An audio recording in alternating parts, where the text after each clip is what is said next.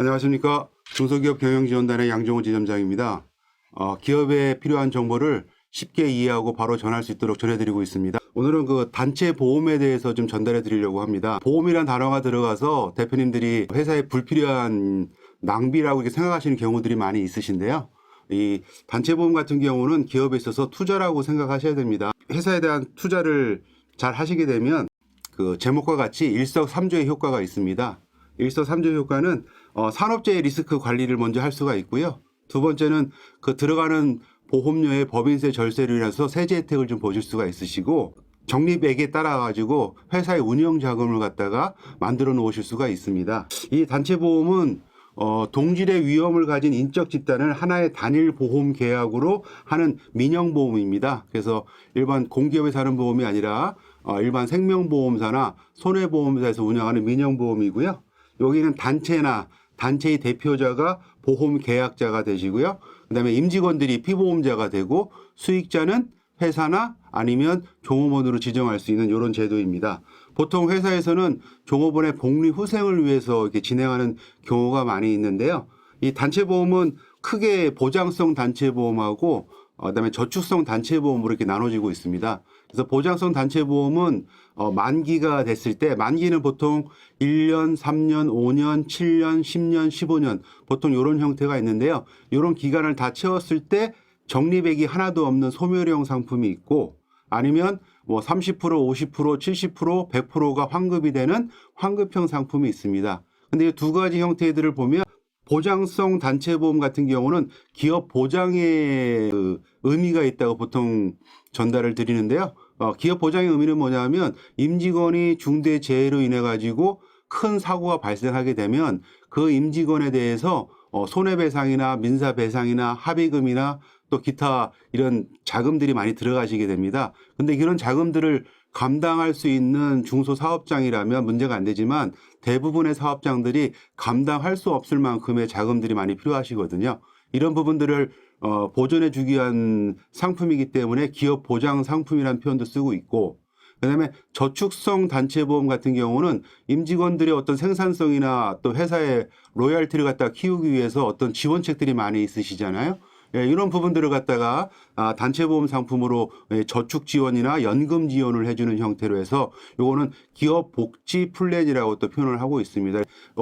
회사 상황과 뭐 자금에 맞게 그 세팅하는 것들은 연락을 주시면 회사에 맞게 이렇게 좀 정리를 좀 해드리겠습니다. 단체보험은 개인보험에 비해서 보험료가 좀 저렴한 편에 들어갑니다. 왜냐하면 최소 가입 인원이 한 5명 이상 되다 보니까요.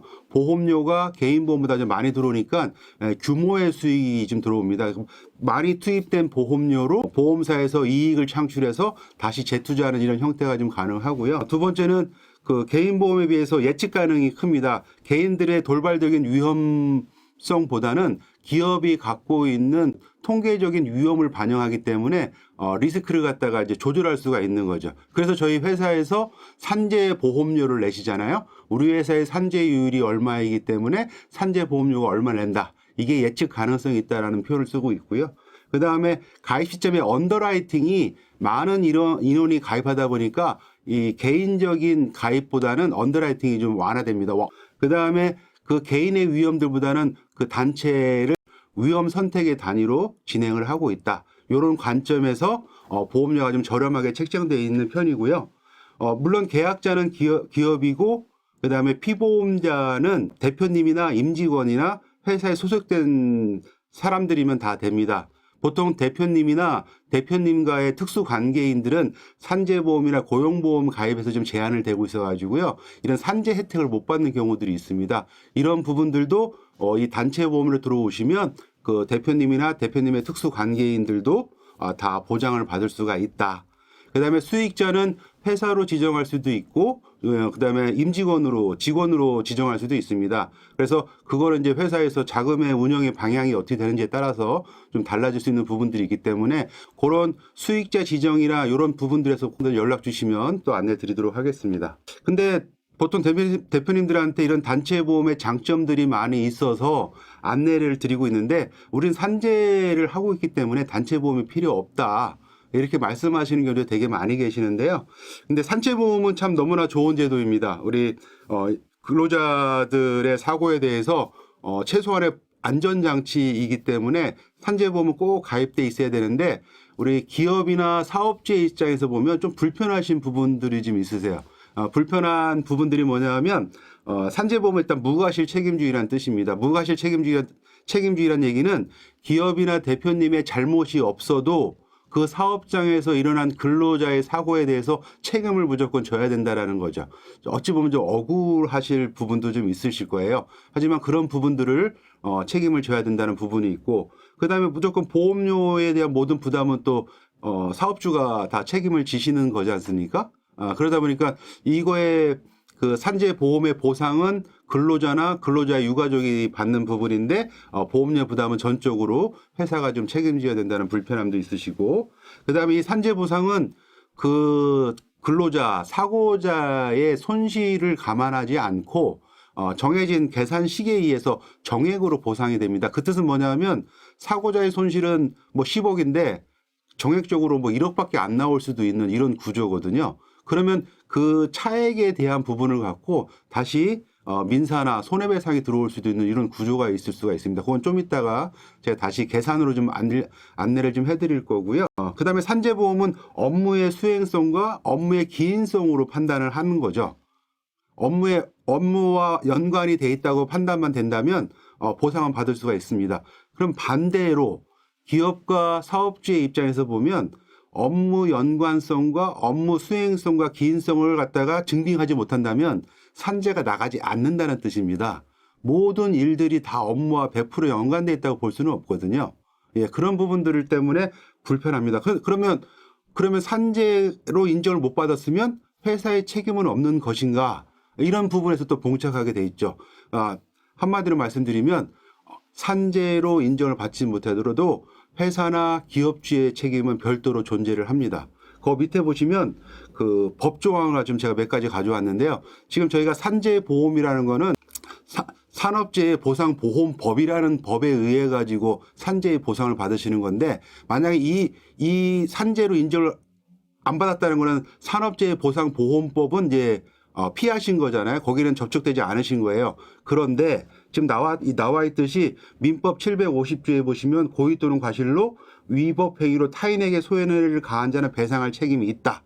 업무 연관성을 묻지는 않습니다. 그냥 회사나 고용주의 어떤 그 고의나 과실이 있다고 판단되면 배상을 해야 된다는 얘기죠. 그게 또 산업안전보건법이라는 데 넘어가면 안전조치나 보건조치를 위반하여 근로자를 사망에 이르게 하면 7년 이하의 징역이나 1억 원 이하의 벌금에 처한다는 조항이 또 있죠. 여기서 안전조치와 보건조치는 또 어디까지인가, 이런 또 문제가 남아있고요. 이 형법 제268조에도 업무상 과실 또는 중대한 과실로 인해 사람을 사망에 이르게 한 자는 5년 이하의 금고 또는 2천만 원 이하의 벌금에 처한다. 이런 형사적인 문제도 들어가 있고, 이번에 작년에 되게 이슈가 됐던 중대재해처벌법 제6조에 보면 중대산업재해에 이르게 한 사업주나 경영 책임자는 1년 이상의 징역 또는 10억 원 이하의 벌금에 처한다 해서, 지금 여기 나열되어 있는 4가지 법은 우리가 그 대표님이 산재라고 믿고 계시는 산업재해보상보험법 외에 이 법에 또 저촉될 수 있다라는 겁니다. 그래서 산재로 처벌되지 않는다고 하더라도 이 기타 민법이나 다른 법에 의해서 다시 문제가 될 수 있기 때문에 이거에 대한 보완책을 좀 마련해 놓으셔야 된다는 게 되게 중요한 사항입니다. 그러면 이런 산재 사고가 난다면 배상은 얼마나 나올까? 뭐 이런 게 궁금하시잖아요. 그래서 제가 사례를 좀 가져왔습니다. 나이가 40세고요. 그다음에 월 급여가 한 300만 원 받는 남성분이라고 쳤을 때 보면 산재에서는 유족급여라고 해가지고 평균 임금의 1,300일분이 나옵니다. 그래서 평균 임금은 직전 3개월 동안에 받은 임금을 직전 3개월 동안에 근로한 시간으로 나눠가지고 나오는 게 평균 임금인데요. 그냥 여기서는 예시로 10만 원이라고 했을 때 보면 1억 3천만 원 정도가 유족급여가 나온다는 거죠. 그다음에 장의비라고 해서 장례비입니다. 장례비가 평균 임금의 120일분이니까 10만 원 곱하기 120이면 1,200만 원이 나오겠죠. 그러면 이 두 가지를 합쳐서 1억 4,200만 원이 산재 보상이 나옵니다. 그리고 유족급여는 일단은 연금으로 지급되는 게 원칙인데요. 만약 이걸 일시금으로 받게 된다면 여기서 대폭 삭감돼 가지고 일시금으로 받을 수는 있을 거다라고 볼 수 있는데, 지금 이 상태에서 이 1억 4천만 원을 갖다가 유가족이 수용을 못한 거죠. 아, 이건 내가 정당에 받는 금액인지 모르겠으니까 법적인 판단을 보겠다 해서 소송으로 넘어갔다고 가정을 했을 때 보면 법원에서는 이런 계산식이 존재하는 게 아니라 그 직원의 손해액을 산정을 합니다. 40살에 300만 원 받는 친구니까 이 친구가 손해를 입은 거는 급여를 갖다가 60세까지 못 받겠네. 그 다음에 60세까지 퇴직금을 못 받았겠네. 그래서 지금 월 급여 20년 치니까 7억 2천만 원을 못 받았겠네. 퇴직금 20년 치니까 6천만 원을 못 받았겠네. 7억 8천만 원이죠. 정년까지. 그런데 이번에 대법원에서 노동연한이라고 해가지고 보통 성인들이 65세까지는 일을 해서 수입을 창출할 수 있다고 봅니다. 그러면 65세까지를 보는 거예요. 60세까지는 회사에서 받는 월급과 퇴직금이지만 65세는 별다른 직장이 없다면 우리가 말하는 노가다, 현장 일을 하시게 된다면 거기 보시면 2021년도에 도시이력노임이 14만 1,096원입니다. 그래서 한 달에 22일 근무를 한다면 최소 310만 원 정도의 월급을 받을 수 있을 것 같다. 60세부터 65세 5년 동안에 310만 원씩 받다 보면 이 금액이 1억 8천만 원입니다. 그러면 지금 20년치의 급여하고 20년치의 퇴직금, 그다음에 5년치의 그 도시이용 임금을 합한 금액이 9억 6천만 원이에요. 그럼 9억 6천만 원이 손해액이 돼버리는 겁니다. 손해액. 그래서 법원은 그러면 손해를 입혔으니까 산재라면도 손해를 입힌 거니까 이걸 배상해줘라. 이 결론은 이거죠. 물론 이 9억 6천만 원은 25년치의 금액을 합친 거기 때문에 이걸 일시금으로 다 주는 게 아니라 여기 보시면 호프만 방식으로 해가지고 현가화 시킵니다. 이자가 붙어서 9억 6천만 원이 됐다고 보면 이자를 거꾸로 뺀 현재의 금액은 얼마인 거냐, 뭐 이렇게 계산을 하는 게 있고, 그다음에 생계비 공제라고 해가지고 이분이 회사를 다니지 않아도 기본적으로 들어갈 금액들은 공제를 합니다. 이거 보통 3분의 1 정도 공제가 들어가고요. 자기과실 공제라고 해가지고 사업장의 문제도 있지만 본인도 한 20%의 과실은 있을 거다. 본인 과실 한 20%를 넣어주는 부분이 생기고, 그 다음에 위자료라는 걸 산출을 합니다. 지금 나와 있는 공식은 급여 300만 원을 놓고 우리가 계산을 했잖아요. 뭐 이런 거에 반영해서 위자료를 갖다가 좀 반영을 해주면 약 4억 3,300만 원 정도의 배상은 나온다고 보는 겁니다. 그러다 본다면 지금 산재보상에서 1억 4,200을 받았지만 그 소송으로 넘어가 가지고 4억 3,300이라는 그 배상액이 나왔으니까 지금 회사에서는 좀 2억 9,100만 원 정도, 보통 연령대나 나이에 따라 급여에 따라 다르긴 하지만 3억 정도의 회사는 그 추가 배상 부담금을 좀 갖고 가는 거예요. 그러면 회사에서는 이 3억 정도를 갖다가 회사 통장에다 넣어놓고 있다가 문제 생기면 이걸로 해결할 수 있는 그런 그 여력이 많은 사업장들은 있으시겠지만 쉽지는 않으신 일이지 않습니까? 그렇다고 하기 때문에 이 단체보험이라는 상품을 통해서 이 3억이라는 보장 자산을 준비하셨다가 그걸로 해결할 수 있는 플랜이 되시는 거죠. 그런데 이 단체보험료는 비용 처리가 또 가능합니다. 정부에서는 이 단체보험료를 통해 가지고 기업이 영속성을 좀 확보하고 그다음에 근로자들한테는 충분한 보상을 해줄 수 있는 이런 제도이기 때문에 이건 회사에서 들어가는 필수 경비로 인정을 해가지고 들어가는 보험료의 비용 처리를 해준다라는 거 이해를 하시면 됩니다. 물론 이 들어가는 보험료가 적립이 되는 돈과 소멸되는 돈이 있습니다. 그래서 소멸되는 돈에 한해서만 비용 처리가 가능하고 적립되는 돈에 대해서는 비용 처리는 불가합니다. 하지만 담당 세무사와 협의를 통해 가지고 전체적인 보험료를 일단 비용 처리하시고 계약 기간이 끝나는 시점에 회사에 입금이 들어올 때 입금 처리할 수도 있다라는 부분을 좀 이해하시면 좋으실 것 같고요. 지금 제가 사례 2개가 있습니다. 계약자는 기업이고요. 피보험자는 임직원이고 수익자는 기업입니다. 회사가 돈을 내고 회사가 받아가는 부분들입니다. 근데 순수형 같은 경우는 적립이 없습니다. 적립이 없기 때문에 전액 비용 처리가 가능하겠죠. 근데 환급형인 경우가 있습니다. 보통 현장에서는 한 70% 환급형짜리 상품들이 많이 판매되고 있는데요. 여기서 70% 위험보험료와 부가보험료는 이제 30% 이게 소멸되는 비용이니까 이건 비용 처리가 되신다는 거고, 그다음에 아까 70% 환급이 된다고 했으니까 70% 저축보험료는 자산 항목에 장기 금융상품으로 이렇게 적립이 되어 있는 이런 구조가 기본적인 구조이다. 그다음에 두 번째 형태는 계약자는 기업인데요. 수익자가 임직원입니다. 회사에서 돈이 나갔는데 임직원이 받아가는 거죠. 그럼 거의 급여처럼 받아간다고 보시면 되는데, 요 때는 세제 처리가 조금 달라져 가지고, 물론 순수형이나 환급형, 회사에서 나가고 임직원이 받아가기 때문에 100% 비용 처리가 가능합니다. 그런데 여기서 우리가 체크해야 될 부분은 70만 원이라는 금액이 좀 있는데요. 이 단체 보험료로 70만 원을 갖다가 지급을 했을 때 그 임직원은 그 70만 원이 소득이 생기신 거거든요. 근데 이런 70만 원에다 과세를 하면 이런 제도 자체가 활성화 안 된다고 정부가 봐서 70만 원까지는 비과세 소득 처리를 해줍니다. 여러분, 회사에서 식대를 주시면 비과세 소득이시잖아요. 이 단체 보험료도 70만 원까지 비과세 처리가 된다. 그럼 회사 입장에서는 이 70만 원이 복리후생비로 나가기 때문에 경비 처리도 되겠죠.